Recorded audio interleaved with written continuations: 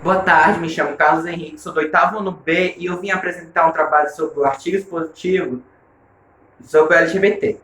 Bom, no início, na década de 1990, o termo GLS, que significava gays, lésbicas e simpatizantes, eram predominantemente usados por conta de grandes movimentações culturais.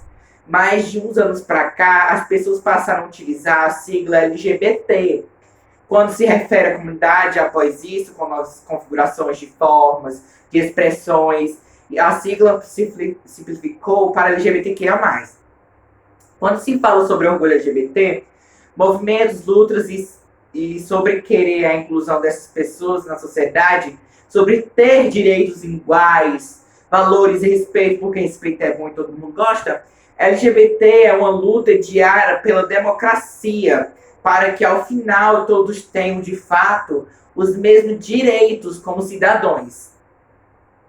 Bom, a gente tem um significado de cada letra, que significa lésbica, G, gay, B, bissexual, tetrasexual, Q, queen, I, intersexo, A, assexual, D, demissexual, P, pansexual e o mais, que é o mais importante, cada pessoa enxerga o mundo e, consequentemente, a si mesmo de maneira distinta, pois temos nossas particularidades como sujeito. Isso reflete nos desejos, relações e percepções. Quando o assunto é sexualidade, gênero, teremos sempre o que aprender. Agora a gente vai saber sobre o significado das cores da bandeira LGBT. Bom, o rosa significa a sexualidade, vermelho a vida, laranja a cura, amarelo a luz do sol, verde a natureza, azul a serenidade e a harmonia, violeta o espírito. A bandeira com o símbolo da representatividade LGBT foi criada por Gilberto Baker em 1938. Ele era militar, mas após ser dispensado com honra do exército, foi morar em São Francisco, na Califórnia, onde começou a se envolver mais com o movimento LGBTQIA+, que no início dos anos 70 estava começando a ser mais discutido. Baker foi quem fez todo o design da bandeira colorida com as cores do arco-íris, como essa. O protesto favorável aos direitos LGBT. A pauta LGBT no Brasil vem ganhando importância e sendo mais citada, tanto no meio acadêmico quanto por político e pela sociedade civil. Mesmo assim, a realidade da comunidade LGBT no Brasil está longe de ser perfeita. Isto é, mostrando principalmente pelos dados sobre a violência que esse grupo enfrenta como a consequência de LGBT-fobia.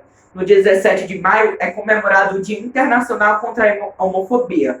No ano de 2021, várias organizações internacionais e governos ao redor do globo celebraram o dia e enviaram uma mensagem clara: não há espaço para a LGBTfobia. Além disso, o STF tomou uma decisão importante sobre o assunto. O que é LGBTfobia? O termo LGBTfobia não é tão conhecido, já que outros é provavelmente usado como sinônimo para se referir ao ódio à população LGBT, a homofobia. Tecnicamente, essa expressão refere-se apenas à hostilidade direcionada a homossexuais, lésbicas e gays, mas o termo se populacionou e é utilizado amplamente nesse sentido. Maria Benerim Dias, presidente da Comissão da Diversidade Sexual do Conselho Federal da OAB, define a homossexualidade como ato ou manifestação de ódio, como rejeição a homossexuais, lésbicos, bissexuais, travestis e transexuais. Homofobia no Brasil, dados de violência. Bom, 73% das pessoas que são agredidas verbalmente. 56,9% são agredidas por mês verbalmente, pelo menos uma vez ao mês. E 36% são agredidos fisicamente.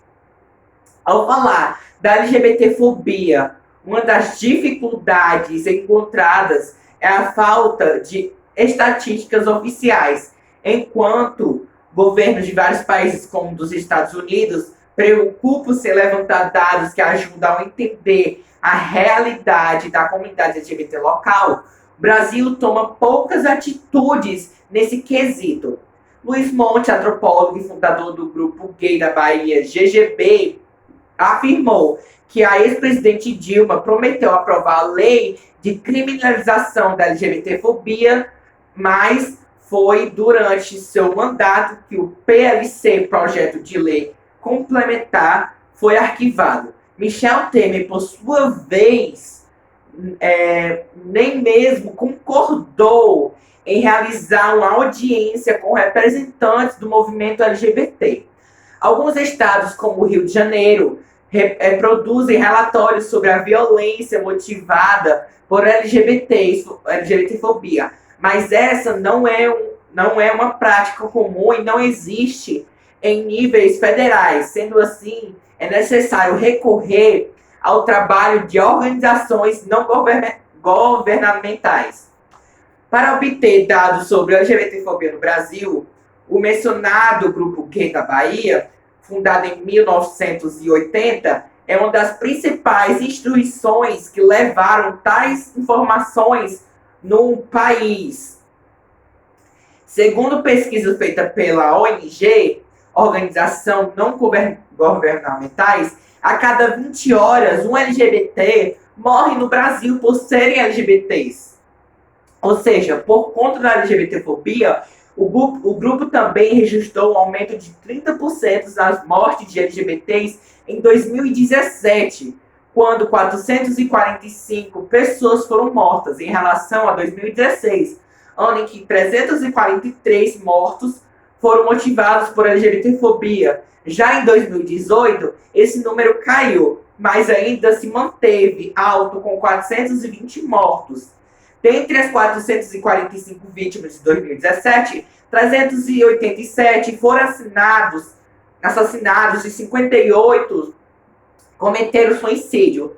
A maior parte dos assassinatos ocorreram em via pública, 56%, mas uma grande parte, 37%, ocorreram na casa das vítimas. Detalhes que indicam que o crime teria sido realizado por conhecidos. Das 445 vítimas de LGBTfobia representadas em 2017, 194 eram gays, 191 trans, 43 lésbicas, 5 bissexuais e 12 heterossexuais.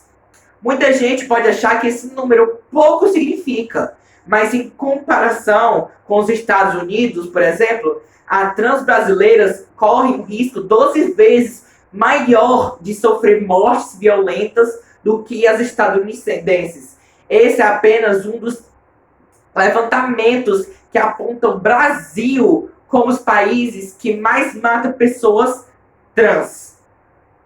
O relatório mundial de transgêneros europeus mostra que de 325 assassinatos de transgêneros registrados em 71 países nos anos de 2006 e 2017, um total de 52%, ou 171 casos, ocorreram no Brasil. Bom, quem pode adotar no Brasil?